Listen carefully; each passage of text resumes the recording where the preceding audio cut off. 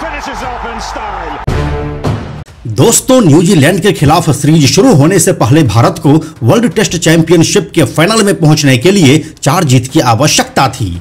यहां पर भारत में फैंस से लेकर एक्सपर्ट तक का यह अनुमान था कि भारतीय टीम न्यूजीलैंड से तीनों टेस्ट मैच अपने घर में जीत जाएगी और फिर ऑस्ट्रेलिया टूर पर 5 में से कम एक मुकाबला अपने नाम करके लगातार तीसरी बार WTC के फाइनल में अपनी जगह पक्की कर लेगी। लेकिन नतीजा इसके ठीक उलट हो चुका है। न्यूजीलैंड की टीम ने भारत में लगातार 3 टेस्ट मैचों में हराकर सीरीज में 3-0 से क्लीन स्वीप कर लिया है। इसके साथ ही 24 सालों के बाद किसी टीम ने भारतीय जमीन पर भारत का इस तरह से सफाया किया है। इससे पहले साल 2000 में दक्षिण अफ्रीका ने भारतीय टीम को भारत में 2-0 से हराया था। लेकिन न्यूजीलैंड के खिलाफ आत्मविश्वास से भरे भारतीय टीम की ऐसी दुर्गति क्यों हुई, आइए आपको बताते हैं आज के इस वीडियो में। हेलो एंड नमस्कार, मेरा नाम है प्रशांत और आप देख रहे हैं बेजोर क्रिकेट का यूट्यूब चैनल। दोस्तों, इस शर्मनाक भरी हार का तो पहला कारण है हमारे सुपरस्टार बल्लेबाजों का फ्लॉप शो। कागज पर भारतीय बल्लेबाजी न्यूजीलैंड से काफी बेहतर नजर आ रही थी, लेकिन पिच पर भारतीय सितारे कागजी शेर बनकर ही रह गए। इंटरनेशनल क्रिकेट में 80 शतक जमाने वाले विराट कोहली ने इस सीरीज के 3 टेस्ट मैचों की 6 पारियों में सिर्फ 92 रन ही बनाए। साथ ही टीम के कप्तान रोहित शर्मा ने विराट कोहली से भी 1 रन कम यानी कि 91 रन ही बनाए। इसी के साथ युवा बल्लेबाज यशस्वी जायसवाल और सरफराज खान भी अपनी 6 पारियों में सिर्फ एक बार ही 50 का स्कोर पार कर सके। भारतीय बल्लेबाजी किस कदर फ्लॉप रही, इसे एक फैक्ट से समझिए। इस सीरीज में न्यूजीलैंड के 3 बल्लेबाजों ने 200 से ज्यादा रन बनाए, वहीं भारत की ओर से सिर्फ ऋषभ पंत ही 200 रन का आंकड़ा पार कर सके। रोहित शर्मा और विराट कोहली का पूरे सीरीज में फ्लॉप होना टीम इंडिया के हार की सबसे बड़ी वजह रही और इसे कोई भी नकार नहीं सकता है। सभी बल्लेबाज अपने स्टारडम और अति आत्मविश्वास में इस कदर खो गए थे कि उन्हें अपनी परफॉर्मेंस से फर्क ही नहीं पड़ा।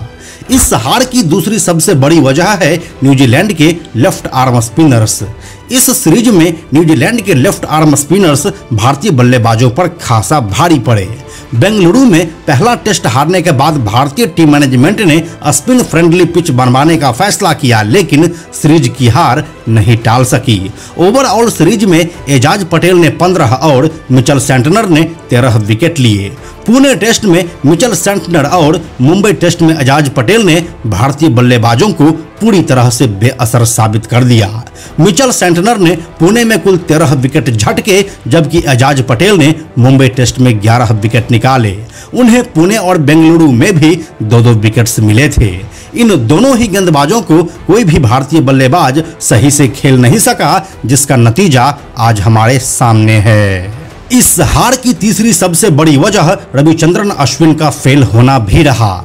भारतीय टीम के अनुभवी स्पिनर या फिर यूं कहें कि अनुभवी ऑलराउंडर रविचंद्रन अश्विन इस सीरीज में पूरी तरह से फेल रहे। वे 3 टेस्ट में सिर्फ 9 विकेट ही ले सके, जबकि मिचेल सेंटनर ने सिर्फ 1 ही मैच खेलकर 13 विकेट निकाले। रविचंद्रन अश्विन का बल्लेबाजी में फेल होना भारतीय टीम को लोअर ऑर्डर में खासा परेशान किया और जिस अहम मोर्चे पर रवि अश्विन विकेट्स निकालने के लिए जाने जाते हैं, उसमें भी इस सीरीज में वह बुरी तरीके से फेल रहे। एक अश्विन का फेल होना भारतीय टीम का पूरा समीकरण ही बिगाड़ दिया। अब अगर चौथे कारण की बात करें तो वो है न्यूजीलैंड की स्ट्रेटजी, जो भारत समझ ही नहीं सकी। दोस्तों, जहां इस सीरीज से पहले न्यूजीलैंड की टीम श्रीलंका में 2 टेस्ट मैच हारकर आई थी, वहीं भारत ने बांग्लादेश से 2 टेस्ट मैच जीता था। जहां न्यूजीलैंड की टीम पहला अवे टूर हारने के बाद दूसरे अवे टूर पर थी, वहीं भारत को लगातार अपनी ही जमीन पर खेलने को मिल रहा था। इन्हीं कुछ कारणों से न्यूजीलैंड की टीम थोड़ी अतिरिक्त सतर्कता के साथ खेल रही थी, वहीं भारतीय टीम का मनोबल 7वें आसमान पर था। बेंगलुरु में हुए सीरीज के ओपनिंग मैच में भारतीय बल्लेबाजी कीवियों की बाउंस और स्विंग के सामने बिखर गई थी। वहां रोहित शर्मा पिच कंडीशन नहीं पड़ सके थे। इस मुकाबले में न्यूजीलैंड के तेज गेंदबाजों ने कुल 17 विकेट झटके थे। इनमें से 8 विकेट मैट हेनरी ने, 7 विकेट विलियम ओरुर्क ने और 2 विकेट टीम सऊदी ने झटके थे। वहीं इसी मुकाबले में भारतीय टीम पहली पारी में सिर्फ 46 रन पर ही ऑल आउट हो गई थी। इस पारी में विराट कोहली, सरफराज खान, केएल राहुल, रविंद्र जडेजा और रविचंद्रन अश्विन अपना खाता भी नहीं खोल सके थे। और यहीं से जो न्यूजीलैंड एक बार हावी होना शुरू हो गया तो फिर वह क्लीन स्वीप करके ही दम लिया। अब इस हार की जो पांचवी और सबसे बड़ी वजह है वो ये है कि भारतीय टीम का अति आत्मविश्वास उसे लेकर डूब गया। न्यूजीलैंड की टीम साल 1955 से भारत के दौरे पर आ रही है, लेकिन उसने इससे पहले यहां कभी भी टेस्ट सीरीज जीतने में कामयाबी नहीं पाई थी। इस वजह से भारतीय मैनेजमेंट ने न्यूजीलैंड को शायद गंभीरता से नहीं लिया।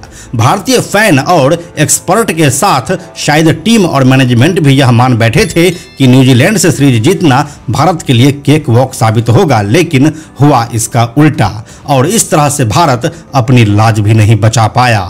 नवंबर 2023 का जख्म अभी भरा भी नहीं था कि एक बार फिर से नवंबर 2024 में भी एक कभी ना भरने वाला जख्म मिल गया, और वो भी अपने ही घर में। अब भारत को WTC के फाइनल में जाने के लिए कितने मैच और किन परिस्थितियों में जीतने होंगे, इसके बारे में हम आपको अगले वीडियो में बताएंगे। बाकी इस शर्मनाक हार के बारे में आप भी 2 शब्द नीचे कमेंट में लिख दीजिए। हम जल्दी मिलते हैं आपसे एक नए वीडियो के साथ। अंत में एक और ज़रूरी बात, हमने बेजोर क्रिकेट का एक टेलीग्राम चैनल भी बनाया है जहां आपको हमारे वीडियोस के लिंक सबसे पहले मिल जाएंगे। इसीलिए आप लोग टेलीग्राम पर भी हमसे जुड़ें। टेलीग्राम पर हमसे जुड़ने के लिए सिंपली आप ऐप के सर्च में जाकर बेजोर क्रिकेट टाइप कीजिए और चैनल पर जाकर ज्वाइन बटन पर क्लिक कर दें। आप हमसे जुड़ जाएंगे। Thank you so much.